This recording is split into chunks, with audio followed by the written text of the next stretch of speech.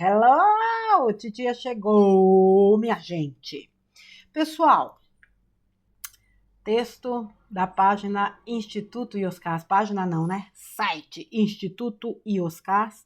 Um texto do dia 10 de fevereiro de 2018. E o título desse texto é A Força da Mansidão. Vamos lá. Todas as vezes que eu vi a clássica bicicleta de loureiro, o elegante sapateiro, amante dos livros e dos vinhos, encostada no poste em frente à sua oficina, eu me sentia um homem de sorte. Os horários inusitados e imprevisíveis de funcionamento da oficina já eram lendários na pequena e charmosa cidade que ficava no sopé da montanha que acolhe o mosteiro. Eu terminava mais um ciclo de estudos na ordem e o trem que me levaria até o aeroporto mais próximo apenas passaria no final do dia. A possibilidade de preencher esse tempo conversando com o loureiro me enchia de alegria. Um mês antes, quando eu passei rumo ao mosteiro, o sapateiro enfrentava uma delicada questão. O filho do prefeito era um jovem empresário. Ele, o jovem, acabara de montar uma loja, franquia de uma famosa marca de sapatos. Na época, quando lhe perguntei se esse fato poderia abalar os seus negócios, Loureiro me disse com tranquilidade: penso que não somos concorrentes, embora ambos trabalhem com produtos de excelente qualidade. Os sapatos que ele vende são belíssimos, sempre atualizados de acordo com as últimas tendências da moda, produzidos por designers internacionais. Os meus são inteiramente artesanais, desenhados e moldados um a um, de acordo com o gosto e a necessidade do cliente. Atendemos a públicos com interesses distintos. No mais, a concorrência é sempre bem-vinda por desestabilizar a rotina dos dias. Quando isso acontece, somos forçados, por sobrevivência, a buscar um novo ponto de equilíbrio. Então, avançamos. No entanto, neste período em que eu ficara recolhido no mosteiro, os fatos mostraram que o filho do prefeito pensava de maneira diferente. O jovem empresário disparara uma agressiva campanha difamatória contra o antigo artesão. Apoiado pela rádio local de propriedade de seu pai, alegava as mais diversas disparidades, desde métodos ultrapassados de confecção até supostos clientes que tiveram problemas ortopédicos por usar os sapatos feitos por Loureiro. Não satisfeito, sabendo que Loureiro tinha clientes de muitos anos que vinham de outros lugares atrás dos seus sapatos, conseguiu que uma conhecida revista fizesse uma matéria sobre o assunto, pulverizando as mentiras a um alcance ainda maior. Naquele dia, a oficina nunca me pareceu tão pequena. Desde cedo, 4 amigos de longa data do sapateiro, residentes e comerciantes na charmosa cidadezinha, tinham transformado o ateliê em quartel-general para decidir sobre as providências cabíveis. Em razão da minha experiência como publicitário, fui recebido pelos 4 amigos como um bom reforço de artilharia. O sereno artesão se limitava a encher as xícaras com café fresco e a ouvir as calorosas opiniões sobre o assunto. Coloquei-me à disposição e adiantei que poderiam contar comigo. Se fosse preciso, adiaria minha viagem pelo tempo necessário. Em poucos minutos eu estava completamente envolvido naquela batalha. Enquanto eu traçava uma estratégia de marketing, ouvia sobre a necessidade de contratar um advogado para levar o filho do prefeito diante de um tribunal.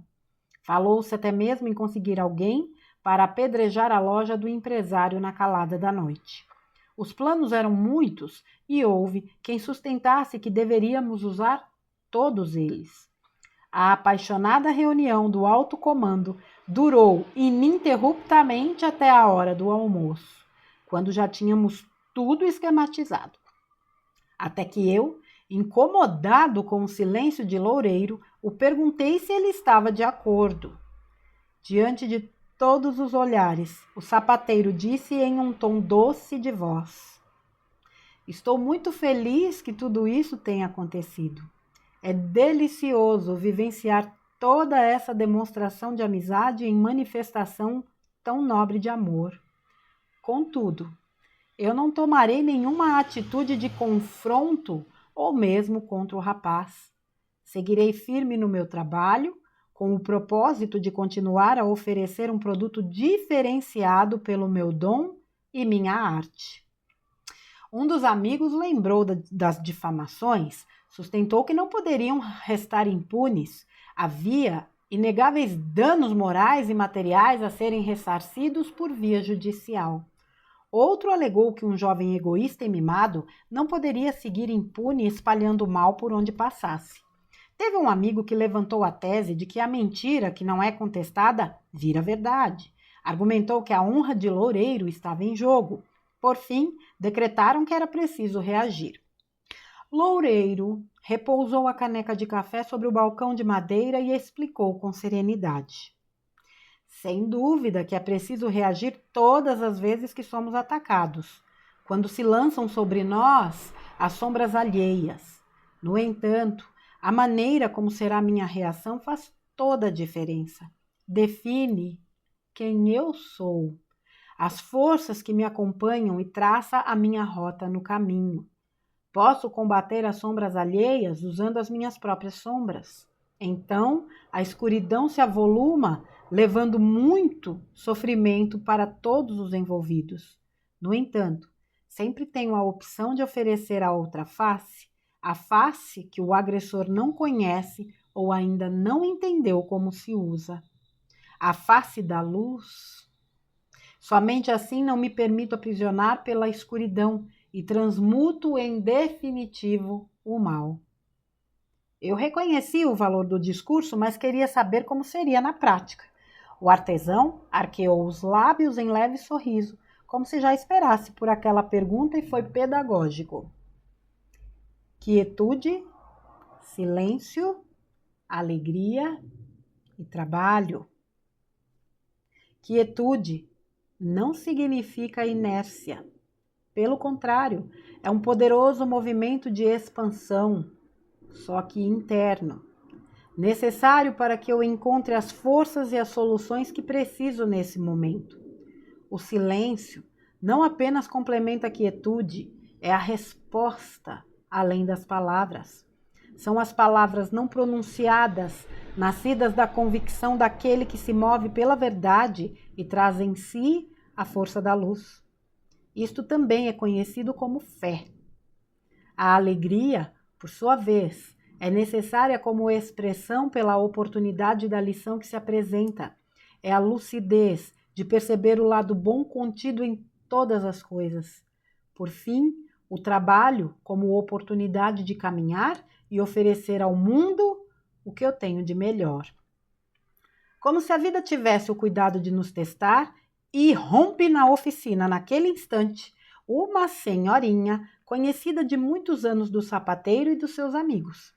Comentou que estava muito preocupada com as notícias que circulavam na cidade sobre o artesão. Disse ter certeza de que não passavam de boatos, porém, sem desperdiçar a contradição, indagou se por acaso tinham qualquer fundo de verdade. Todos os olhos se voltaram para Loureiro. Sem qualquer traço de que aquela situação tivesse força para abalar sua paz, ele respondeu com profunda paciência, se utilizando de outra pergunta. A senhora conhece alguém que tenha sofrido alguma lesão por usar os sapatos que faço? A senhorinha balançou a cabeça em negativa, mas teimou em lembrar das notícias desabonadoras.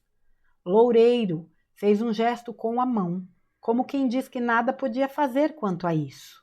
Ela insistiu para que o sapateiro procurasse as pessoas para dar a sua versão dos fatos. O artesão foi sucinto na argumentação. Confecciono sapatos nesta cidade há quase meio século. Penso que o meu trabalho é o meu maior discurso. Não tenho, nem devo ter qualquer poder sobre o que as pessoas pensam ou falam. Cada um é responsável por si. A mim cabe apenas vigiar a mim mesmo.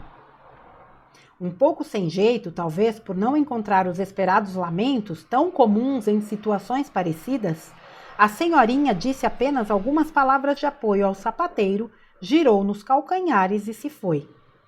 Depois de um breve momento de silêncio, um dos amigos quis saber se Loureiro seguiria com a sua rotina normalmente. O sapateiro explicou. Em parte.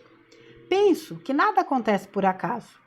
Embora esteja satisfeito com os sapatos que faço, os contratempos servem para não nos permitir estagnar. Sempre podemos melhorar. A melhor resposta aos nossos antagonistas é a nossa própria evolução. De um jeito ou de outro, as pessoas que se opõem a nós acabam se tornando, embora às avessas, importantes aliados para o nosso indispensável aprimoramento. Agradeço a cada um deles por me tornar uma pessoa melhor. O clima de tensão e sombras tinha arrefecido bastante. Começamos a conversar sobre como o Loureiro poderia aperfeiçoar ainda mais os sapatos que fazia. Preocupados apenas em revidar, ninguém se dera conta dessa possibilidade.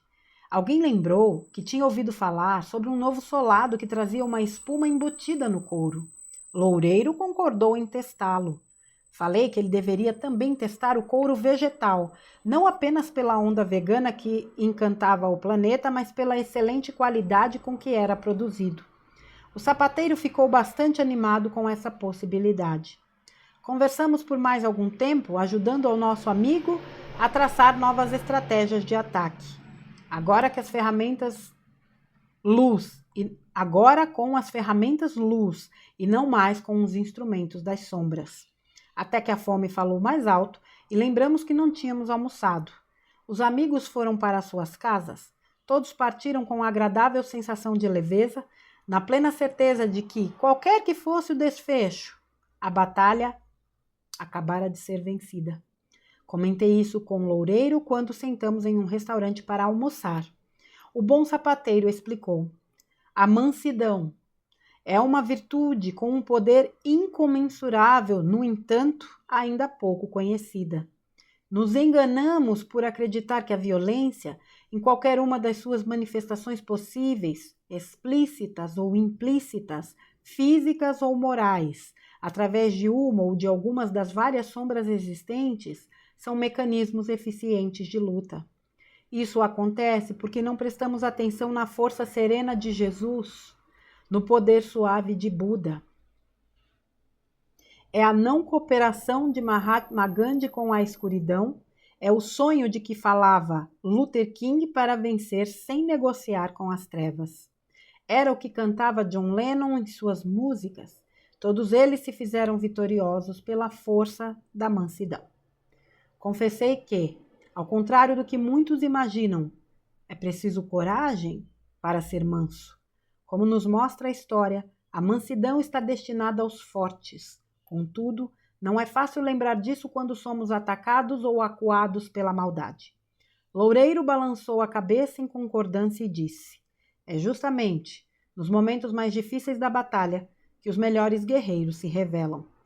Estes não cedem às sombras, se mantêm firmes e inabaláveis nos fundamentos da luz. Piscou um olho como quem conta um segredo e concluiu: bem-aventurados os mansos, eles herdarão a terra. E os cás. Sem entrar no mérito de certos nomes citados aqui, que hoje a gente sabe que talvez não sejam tão mansos assim, o que vale é a mensagem desse texto e a grande lição de que realmente bem-aventurados os mansos, porque a terra já é deles. A nova terra já é deles. Vejam, né, quando a gente muitas vezes se vê diante de uma situação difícil, muitas e muitas vezes a gente pensa em vingar-se, em revidar. E é natural isso, fomos condicionados a isso. Mas veja, né, quando ele diz que ele não vai tomar providência nenhuma. Que o maior, né, você não vai procurar as pessoas, o meu discurso é o meu trabalho. Por isso, gente, quando a gente realiza um trabalho, ou o nosso caráter, a nossa índole, as pessoas que nos conhecem sabem o que somos. A gente não precisa provar nada para ninguém. Veja, existem, infelizmente, pessoas que acham que para ganhar espaço, ou mercado, ou o que seja, precisa prejudicar as outras. Esse tipo de gente que para subir precisa pisar no outro, ela já se destrói por si só. Ela pode até ter fama, ela pode ser bem-sucedida em algum momento, mas aquilo não dura porque ela se estruturou em areia movediça. A base dela é areia movediça. Então aquilo cedo ou tarde vai ruir. Quando você se estrutura em base sólida, em caráter, em ética, em valores, nada te destrói. Nada. E nada como uma consciência tranquila, não é? A certeza de que nós, daquilo que somos, por mais que o mundo, né? A gente sabe de casos, né, de pessoas que tiveram suas vidas muitas vezes destruídas por conta de mentiras. Em São Paulo teve o caso de uma escola há muitos anos atrás, isso deve ter mais de 20 anos seguramente. Era uma escolinha infantil e crianças, acho que uma criança um dia contou pro pai que tinha sido abusada, alguma coisa assim. E era mentira, só que até a mentira ser descoberta, a escola foi destruída, a vida daquela família foi destruída. Lógico, né? Isso repercutiu muito na mídia, né? E a mídia é craque em destruir vidas. Mas vamos lá. Quando a sua vida é estruturada numa base muito sólida, você permanece. E veja que interessante, ao invés de buscar vingança, ele começou a pensar como ele poderia se melhorar. Gente, ninguém entra na vida da gente por acaso, não. Então, esses adversários realmente, ou essas pessoas que vêm para criticar, para apontar, e muitas vezes a gente fica nervoso e irritado, né, com críticas e certas questões, embora existam algumas pessoas que são muito maldosas, não é? E inconvenientes, inclusive. Mas essa visão que o Loureiro traz aqui, né, de parar para pensar como ele pode melhorar, já que veio essa situação, não estagnar, é uma ação inteligente. Então, como melhorar? Como eu posso melhorar o meu trabalho?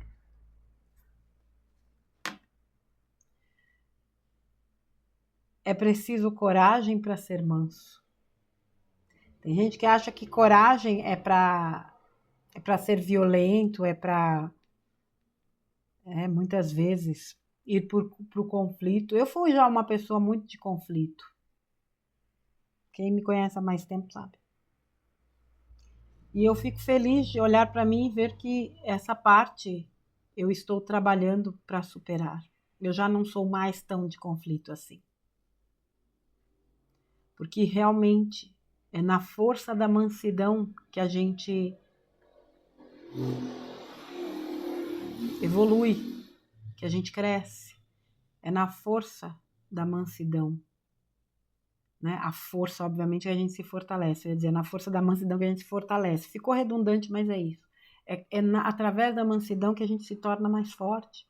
Ele não precisou bater boca, ele não precisou tirar satisfação, ele não precisou... Gente, a verdade, ela inevitavelmente ela aparece, ainda mais em tempos como os que nós vivemos hoje. É a verdade.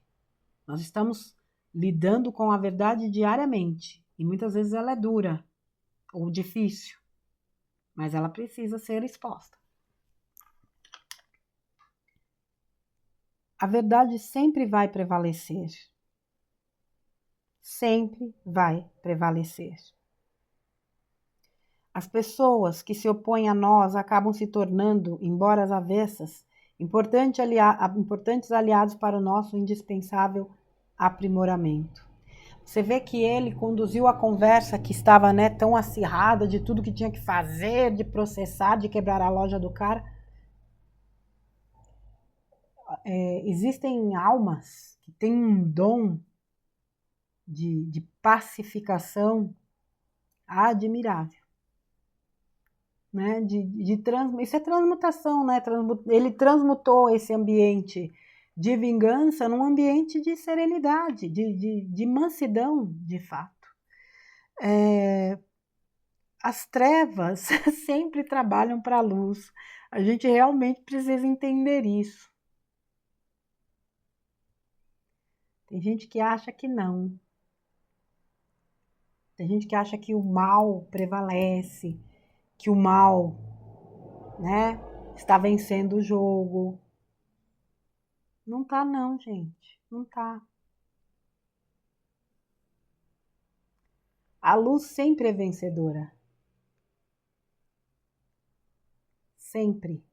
A luz sempre é vencedora. E em momentos de desafios, conseguir manter o equilíbrio e muitas vezes vencer o impulso de ir para o confronto é tarefa de seres corajosos e altamente, né, profundamente fortes. Ir para o confronto é fácil, gente. Bater boca é fácil. Ir para a briga é fácil. Tudo isso é muito fácil. Desafiador é manter-se centrado. E é não permitir, como aqui, né? O primeiro texto que eu li aqui do Loureiro era o roubo da bicicleta, né? E ele também falava que ele não ia se deixar afetar, ele não ia condicionar a felicidade dele ao encontro da bicicleta. E se não encontrasse nunca, como é que faria? Tem uma parte aqui que é similar, não tem? Acho que tem. Não me permito... Veja, vamos lá, achei aqui. Sem dúvida é preciso reagir todas as vezes que somos atacados, quando se lançam sobre nós as sombras alheias. No entanto, a maneira como será a minha reação faz toda a diferença. Define quem sou, as forças que me acompanham e traça a minha rota no caminho. Posso combater as sombras alheias usando minhas próprias sombras. Então, a escuridão se avoluma, levando muito sofrimento para todos os envolvidos. No entanto, sempre tenho a opção de oferecer a outra face. A face que o agressor não conhece ou ainda não entendeu como se usa. A face da luz. Somente assim, não me permito aprisionar pela escuridão e transmuto em definitivo o mal. Foi exatamente o que ele fez. Ele deu a outra face quando ele não partiu para a vingança. Essa coisa de dar a outra face é uma coisa ainda confusa, né, pra gente. Como assim a pessoa me bate, eu vou dar a outra face? Porque a gente leva para a questão física, né? E muitas vezes. Então, dar a outra face. Ele deu a outra face quando ele não revidou, quando ele não se vingou. Muito pelo contrário. Quando ele usou a luz dele para colocar, né, para iluminar este assunto, de forma que isso se tornasse até um degrau para que ele evolua no trabalho dele. É por isso que eu gosto tanto dos textos dessa página, porque trazem reflexões realmente profundas, porque provavelmente nós nos colocaríamos, muitas vezes, no papel dos amigos, de querer ajudá-lo. Só que a ajuda que ele optou por receber não foi a ajuda para vingar, foi a ajuda para evoluir. Você viu que daqui a pouco um deu uma sugestão de uma coisa, outro deu uma sugestão de outra coisa, que ele prontamente aceitou, né, agregar para que ele evolua. Quem é que ganha com isso? Gente, o que é construído nas sombras não permanece. É o que eu falei. O que se estrutura na luz, sim. Por mais que o mundo aí fora mostre que não acredite. Onde a luz chega, ela domina. Foi o que eu falei aí num vídeo aí que eu fiz há poucos dias. Quando você acende uma luz num lugar escuro, ela toma conta, ela não fica, vou iluminar aqui e ali, não. Ela domina. Então não há o que se temer, apenas trabalhar as nossas questões para que a gente cada vez mais acenda a nossa própria luz, para que quando cheguem situações tão desafiadoras, de circunstâncias que nos muitas vezes possam nos levar ao conflito, a força da mansidão seja o nosso grande guia. Que a gente se lembre do exemplo de Jesus, de Buda, de outros seres fantásticos, grandes mestres que estiveram encarnados nessa terra para nos trazer lições como essa.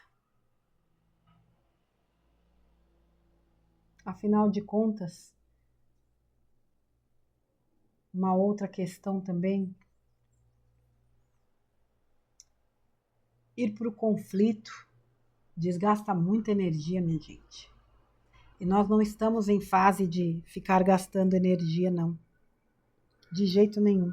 A gente precisa poupar nossas energias, porque nós ainda temos muito trabalho pela frente. Nossa energia é preciosa demais para a gente perder, desperdiçar com qualquer coisa. Tá certo? Fica esse texto do Instituto Ioscas, A Força da Mansidão. Amanhã, com as bênçãos de Deus, eu volto com mais um conteúdo. Fiquem com Deus, crianças. Um grande beijo e até amanhã.